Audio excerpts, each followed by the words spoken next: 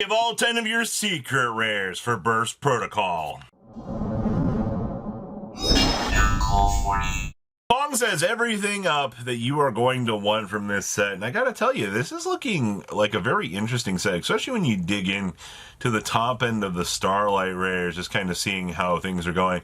Mercurium definitely is going to be one of those interesting choices that, you know, is gaining a lot of attention here. But honestly, check this out. Discount code MCO40 will save you on your purchase for anything that you are going to want from this set, and there's definitely a lot of options for you. Make sure you guys smash the link, crab out of that subscribe button so you guys don't miss out on more I guess I shouldn't be surprised to see the twin storm deities of Divine Thunder up front and center, because this card is such an incredibly powerful card going forward. So whenever your opponent activates a card or effect while you control a wind monster, and then you can special summon this card from the hand and then apply an effect based on this card's type. So monster, return all face-up monsters on the field to the hand except for Sheena.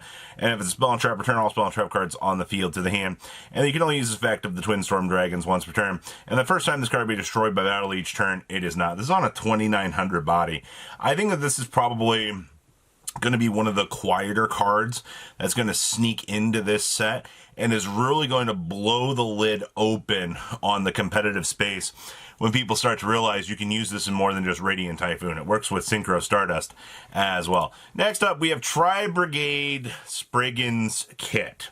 Now, this card is going to be working a lot of overtime to patch up not only the holes that Yummy has been left with, but it's just a really good card in general. So if you control a Tri-Brigade or a Spriggan's monster other than Kit, this is a free special summon from the hand, and if this is sent to the graveyard, you can special summon one of the following monsters from your graveyard in defense position except for Kit. So you can summon a Tri-Brigade, a Spriggan's, or a Fallen of Albaz, or a monster that mentions it. Now this is on a 1700 body, and no, this doesn't actually do what the other Tri-Brigade monsters do with the banishing. This is just going to be its entirely own breed of support. And like I said, as we are heading into the Yummy Tri-Brigade era here, you're definitely looking at a powerhouse card that a lot of people are going to be probably a little bit disappointed in price-wise that they're going to have to deal with. And then the Fallen of the White. This one shouldn't be a surprise, seeing this card coming out as a secret rare. This is predicted to be the second most expensive card in the set, and the reason for this is because multiple decks want to play this card. The fact that this card has so many tool sets built into it for you to be able to use is crazy. Now remember, it's always treated as Albaz, which means in terms of deck construction, you can only play 3 of this and the other Fallen of Albaz within the deck. If it's in the hand, you can send another monster that mentions Fallen of Albaz from the extra deck to the graveyard special this. On normal or special, you get a special summon an Ecclesia monster from the hand deck or graveyard. And then on top of it, I mean, if you do special it, you get locked into level 8 fusion and synchro monsters. But the cool thing is, if you normal this, there's no locking mechanics. You don't actually get punished if you summon it through its own effect or if you special summon it through other means. It's definitely an interesting card. Now, to go with the Fallen of Albaz, we have Ecclesia and the Dark Dragon. This card is going to be amazing for the Fallen and the Virtuous, and it's going to be amazing for all of the right reasons. Now, it's a tuner plus 1 or more non-tuners. And during the main phase, we can banish this card until the end phase, which means you can do this every single main phase. Just toggle out and bring back. You get to special summon a Fallen of Albaz or a level 4 or lower monster that mentions it from the deck or graveyard. Interestingly enough, you can actually loop the Fusion Albaz every single turn to bump things off the opponent's field. Now, what we do care about here is the graveyard effect for this. If this card is in your graveyard, you can target a level 8 fusion monster in your graveyard or banishment, and 1 card on the field, shovel both those cards and this card into the deck. So you get the ability to load back up resources, but in addition to all of this, you get a body that can keep bringing out additional pieces. This card's going to be very, very strong. And then we have Elvennotes Lucina. Now, if you've been paying attention to Elvennotes, this is predicted to be one of the strongest decks coming out of this set. Elvennotes Lucina says you can special summon this card from the hand to your center main monster zone. Now, if there's a Nibiru token or something occupying that zone, No free special. You can only special summon one of these once per turn this way, and then you can use each of the following effects of Elvennotes Lucina once per turn. During your main phase, you can add an Elvennotes monster from your deck to your hand, except for this. And then during your opponent's turn, you can switch the locations of this card in your main monster zone with another monster in the center main monster zone. Then you can return a level 6 or lower monster the opponent controls to their hand. So, very, very interesting toolbox options, but I think that this card is definitely a powerhouse option to kind of assist you with your initial setup. The Forbidden Crown. This is going to be, no matter how you want to spin it, the most impactful card in this set, because Forbidden Crown is the upcoming Forbidden card. It says, apply these effects to a face-up monster on the field until the end of this turn. So you negate its effects, it cannot attack, can't be destroyed by battle card effects, it's unaffected by activated effects except its own, cannot be tributed, and cannot be used as material for a fusion, synchro, exceeds, or a link summon, and neither player can activate monster effects in response to this card's activation. So there is a way that you could, technically chain another card onto this via like a spell and trap card and then activate a monster effect, kind of like you could with certain other interactions, but this card is incredibly crazy. I'm looking forward to watching Yummy players have their Link 1 locked down, and then they just get battle phase ran over. It's going to be a crazy time. And then Darklord Eveningstar.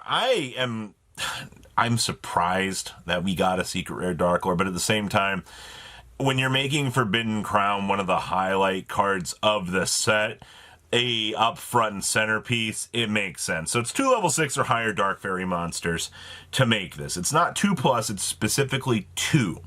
Your opponent cannot target this card with card effects. You can only use each of the following effects of Darklord Eveningstar once per turn.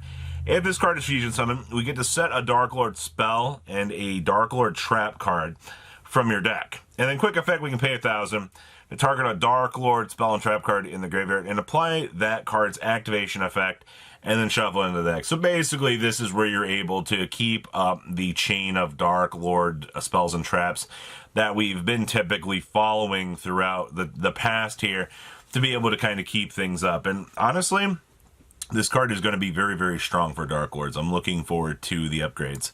And then we have Spenta. This card has been 150% hype, and we don't even have the Borreload Savage to make this card into the creature it's supposed to be. So we can discard this card to activate one of these effects. So we can add a Magistus monster from the deck to the hand, except for Spenta, the Magistus Sealer, which is fine. Or we can have the attack of a monster the opponent controls until the end of this turn. I do like having the ability to have something. But we can also banish this card from the graveyard, target a face-up monster you control, and equip a Magistus monster from your extra deck or graveyard to it as an equip spell. Now, you can only use each effect of Spenta, the Magistus Sealer, once per turn.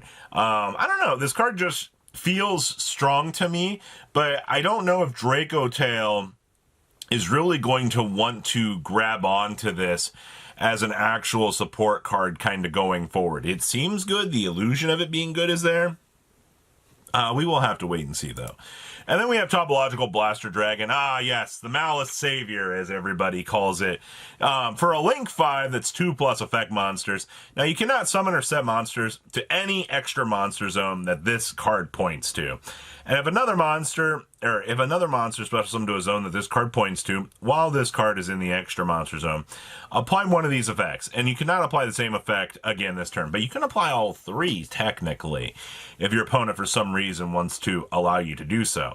So you can shuffle all other monsters on the field into the deck, you can shuffle all spells and traps on the field into the deck, or you can look at your opponent's extra deck and banish a card from it. Now, the spell and trap is probably the weakest here, but let's call it what it is. The fact that you are having a topological monster, honestly, this might be the weakest of the topological monsters in modern times, because it is restricted to a Link 5, but maybe I'm wrong. Maybe there is something crazy to this, but we will have to wait and see. And then, of course, Arbitrator ended up being a secret rare. This was surprising, actually, that they didn't choose the Exosister over this. So it's 2+ fire monsters. You can only special summon one Rescue Ace Arbitrator once per turn. Interesting. So if this card is link summoned, you get to add a Hydrant or a Rescue Ace HQ from your deck or graveyard to your hand. The fact this actually recurs back in the graveyard is good. And you activate a Rescue Ace quick play, spell, or trap card except during damage tap. You target one card your opponent controls, destroy it. Now you can only use this effect of Rescue Ace Arbitrator twice per turn. So double pops is actually not bad. I look forward to seeing kind of what's going to come here, but what do you guys think about these interesting choices for this set? Please leave a comment down below, tell me what you guys think. I'll see your beautiful faces back here in a day, guys. Patrons, thank you.